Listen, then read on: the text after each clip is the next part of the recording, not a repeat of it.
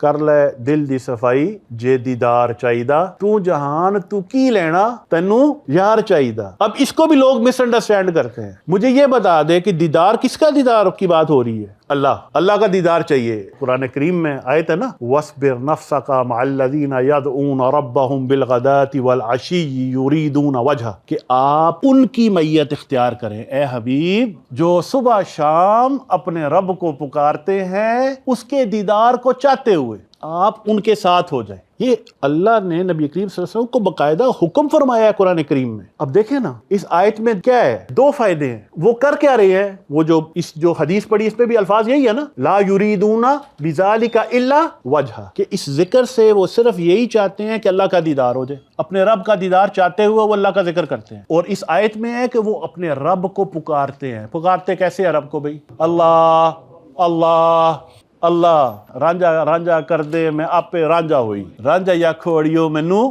ہیر نہ آکھو کوئی، اللہ اللہ، وہ اللہ پکار، اللہ کی محبت میں، اللہ کے دیدار کے لیے۔ لیکن ان کو ساتھ میں کیا ملا؟ ان کو یار مل گیا۔ یار کون ہے؟ حبیب اللہ صلی اللہ علیہ وسلم۔ یہ ہے نا کہ کر لے دل دی صفائی جے دیدار چاہیدا، تو جہان تو کی لینا تینو یار چاہیدا۔ یار صلی اللہ علیہ وسلم، دیدار کیونکہ یار کے بغیر دیدار نہیں ہو سکتا۔